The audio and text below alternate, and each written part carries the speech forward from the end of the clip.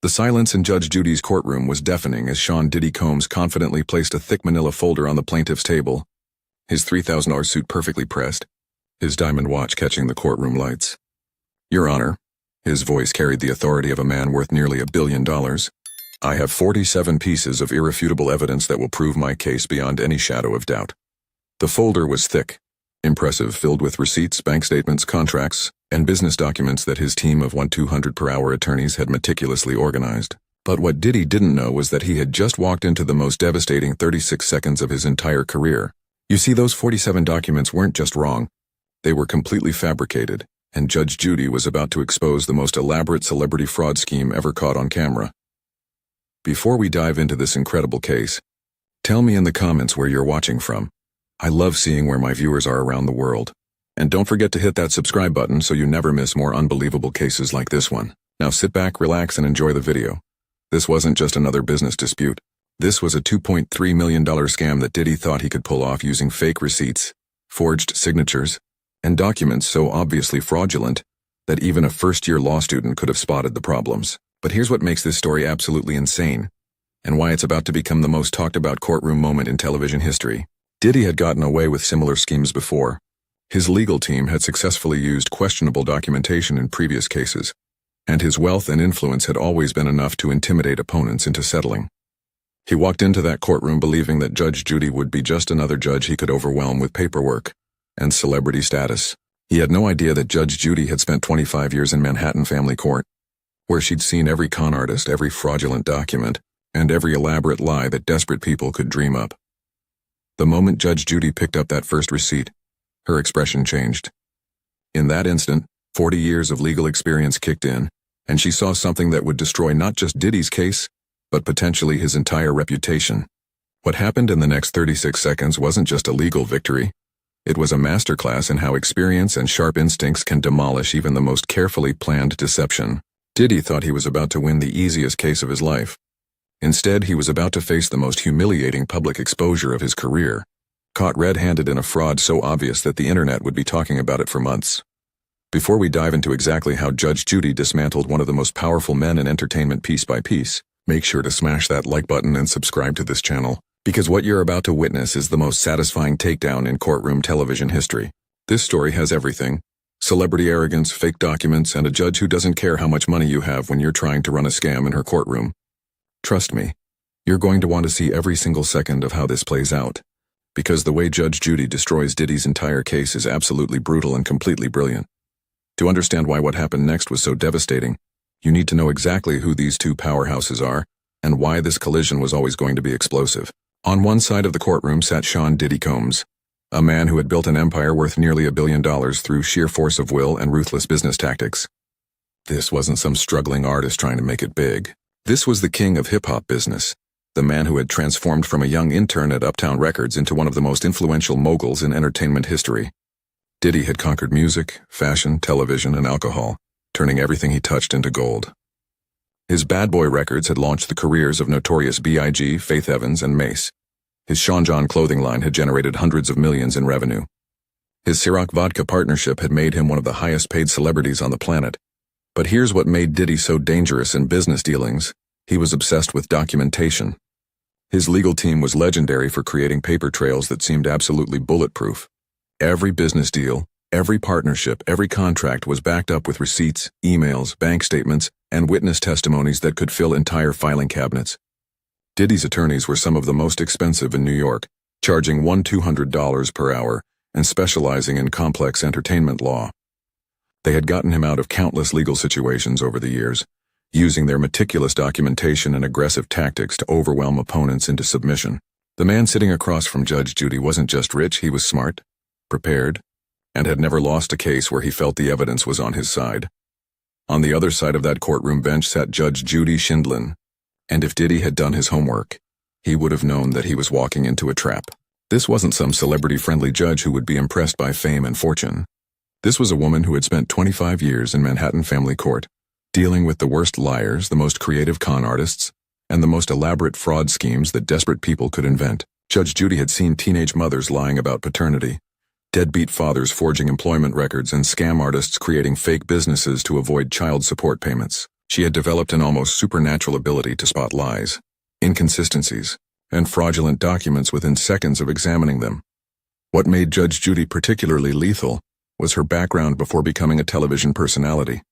She wasn't just a TV judge playing a role for entertainment. She was a real judge who had handled over 20,000 cases in her career, making split-second decisions that affected real families and real lives. Her reputation in the legal community was built on being absolutely impossible to fool. Attorneys who appeared in her court knew that bringing fake evidence wasn't just risky, it was professional suicide. She had an encyclopedic knowledge of how businesses operated, how banks processed transactions, and how legitimate documentation was supposed to look. More importantly, she had zero tolerance for people who thought their wealth or status gave them permission to lie under oath. The case that brought these two forces together seemed straightforward on the surface. Diddy was suing a former business partner for $2.3 million, claiming breach of contract over a failed nightclub venture in Miami. According to Diddy's legal team, they had entered into a partnership agreement to open an upscale entertainment venue, but their partner had pulled out at the last minute, leaving Diddy holding the bag for construction costs, licensing fees, and lost revenue. It was the kind of business dispute that happened every day in entertainment. The kind of case where having better documentation usually meant winning. But here's where the story gets interesting, and why this case ended up in Judge Judy's courtroom instead of federal court where it belonged. Diddy's legal team had convinced him that Judge Judy would be an easy target, someone who would be impressed by his celebrity status and overwhelmed by his documentation. They had watched her show and concluded that she handled simple landlord-tenant disputes and small claims cases, not complex business litigation. They thought they could steamroll her with their 47 pieces of evidence and walk away with a quick victory that would send a message to anyone thinking about challenging Diddy in court. What they didn't realize was that Judge Judy had specifically requested this case because something about the initial filings had caught her attention. The documentation looked too perfect, too comprehensive, too convenient. In her experience, real business deals were messy, with missing paperwork, conflicting emails, and gaps in the timeline. But Diddy's case file read like a textbook example of a business partnership, with every document supporting his version of events and zero contradictions anywhere in the record. To Judge Judy's trained eye, it looked exactly like what a fraud would look like if someone had unlimited resources to create fake evidence. The stage was set for what would become the most one-sided legal destruction in television history. Diddy walked in expecting to intimidate a television judge with his wealth and influence. Instead, he was about to face someone who had built her entire career on destroying exactly this kind of arrogance. The confidence radiating from Diddy's legal team was almost palpable as they began presenting their case. Lead attorney Marcus Williams, a Harvard Law graduate who charged more per hour than most people made in a month, stood up with the kind of swagger that only comes from believing you're about to deliver a knockout punch. "Your Honor," he began, gesturing toward the thick folder of documents. "What we have here is the most comprehensive documentation of a business partnership dispute you'll ever see in this courtroom." The folder wasn't just thick, it was organized with military precision. Each document was tabbed, categorized, and cross-referenced. There were original receipts for construction materials dating back 18 months, detailed email chains showing negotiations between the parties, bank statements proving Diddy's financial contributions to the project, and signed contracts with suppliers who had been hired for the nightclub renovation. Diddy himself looked completely relaxed, almost bored, as if this whole proceeding was just a formality before he collected his $2.3 million. He leaned back in his chair, occasionally nodding with approval as his attorney presented each piece of evidence, the picture of a man who knew he had an airtight case. Every few minutes he would whisper something to his legal team, pointing at specific documents with the confidence of someone who had personally overseen their creation. This wasn't nervous energy. This was the calm assurance of a man who believed he had thought of everything. His second attorney, Jennifer Chen, a specialist in entertainment law, began walking Judge Judy through the timeline of events, using the documents to paint a picture of Diddy as the victim of a business partner's betrayal. The evidence seemed overwhelming. There were receipts for everything. A $47,000 payment to a Miami construction company, $23,000 in architectural fees, $18,000 for sound system installation, and dozens of smaller payments for permits, licenses, and equipment. Each receipt was accompanied by corresponding bank statements, showing the money leaving Diddy's accounts on the exact dates specified. The email chains showed months of planning, with Diddy's business partner expressing enthusiasm for the project and making promises about his own financial contributions that apparently never materialized. There were signed contracts with vendors, insurance policies purchased specifically for the nightclub, and even receipts for promotional materials that had already been printed. Judge Judy sat silently during this presentation, her expression neutral but her eyes sharp and focused. She occasionally picked up documents to examine them more closely, but she didn't interrupt or ask questions. To Diddy's team, her silence looked like someone who was impressed by the thoroughness of their preparation. What they didn't realize was that Judge Judy was conducting her own examination, looking for the kinds of inconsistencies and red flags that her decades of experience had taught her to spot. The opposing counsel looked increasingly nervous as the presentation continued. How could they possibly counter such comprehensive documentation? Their client, a small-time Miami businessman, had brought only a handful of documents to defend himself against Diddy's mountain of evidence. Everything seemed to be going exactly according to Diddy's plan, until Judge Judy reached for the first receipt and everything began to unravel in the most spectacular way possible. Judge Judy picked up the first receipt with the casual motion of someone examining a grocery list, but her eyes immediately locked onto something that made her expression shift from neutral to laser-focused. The courtroom was completely silent as she held the document up to the light, examining it with the intensity of a detective who had just found the smoking gun. "Mr. Combs," her voice cut through the silence like a blade. "This receipt is dated March 15th, 2023, for construction work at 1247 Ocean Drive in Miami." Diddy nodded confidently, completely unaware that he was about to walk into a trap that would destroy his entire case. "The problem is," Judge Judy continued, her voice taking on that deadly calm tone that regular viewers knew meant someone was about to get demolished. "This construction company didn't exist until June of 2023. I know this because I looked it up during your attorney's presentation." The color began draining from Diddy's face as the implications hit him. But Judge Judy wasn't finished.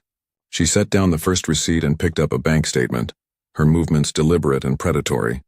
"And this bank statement showing your $47,000 deposit? It's dated Sunday, April 2nd, 2023. But Chase Bank doesn't process business transactions on Sundays. Mr. Combs, they never have."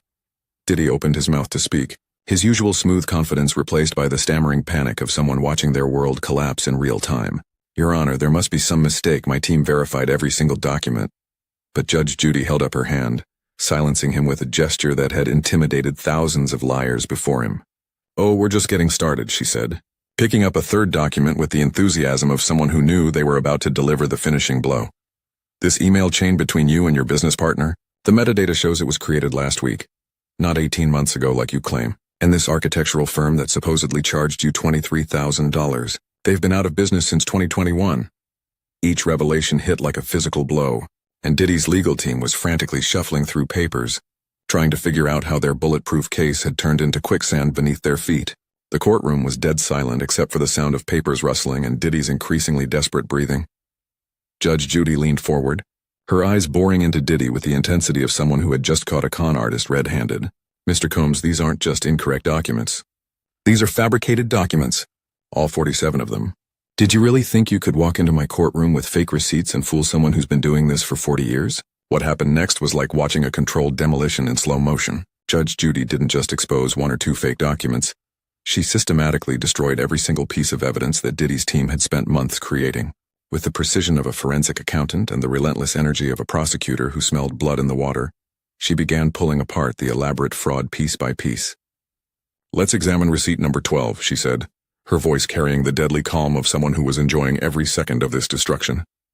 "This one claims you paid $15,000 to Miami Sound Solutions for audio equipment installation, but according to their business registration, Miami Sound Solutions has never installed audio equipment. They're a hearing aid company that serves senior citizens." Diddy's lead attorney tried desperately to salvage the situation, jumping to his feet with objections about irrelevant details and procedural irregularities. But Judge Judy shut him down with a look that could have frozen lava. "Sit down, counselor. Your client brought these documents to my courtroom, so we're going to examine every single one of them." She picked up another receipt, this one supposedly from a Miami electrical contractor. "This receipt shows work completed on February 30th, 2023. Mr. Combs, February only has 28 days. Did your contractor invent an extra day just for you?" The courtroom erupted in shocked murmurs as the full scope of the fraud became clear. This wasn't a case of sloppy record-keeping or minor inconsistencies. This was a comprehensive attempt to create an entire false business history, using documents that hadn't even been competently forged. Judge Judy continued her methodical destruction, pointing out font inconsistencies where the same document appeared to have been created using different software programs, impossible timestamps showing emails sent before the sender's email account existed, and bank routing numbers that didn't correspond to any actual financial institutions. Diddy himself had gone completely silent, his earlier confidence replaced by the shell-shocked expression of someone watching their reputation crumble in real time.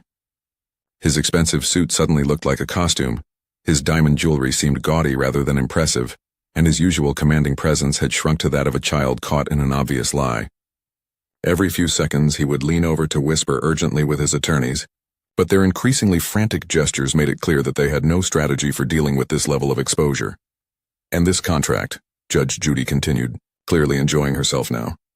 "Supposedly signed by your business partner on March 1st, 2023, the signature doesn't match any of the other signatures in your file. The legal language is copied word for word from a template I can find on Google, and the notary stamp belongs to someone who retired in 2019. With each revelation, the case didn't just weaken, it became more obviously fraudulent. This wasn't a failed business partnership. It was an elaborate attempt to steal $2.3 million using fake documentation, and Judge Judy was dismantling it with the surgical precision of someone who had seen every con game ever invented. The most devastating part wasn't just that the documents were fake. It was how obviously fake they were once someone with real expertise examined them. Judge Judy leaned back in her chair with the satisfaction of someone who had just completed a masterpiece of legal destruction and delivered her final verdict with the kind of authority that comes from 4 decades of crushing fraudsters.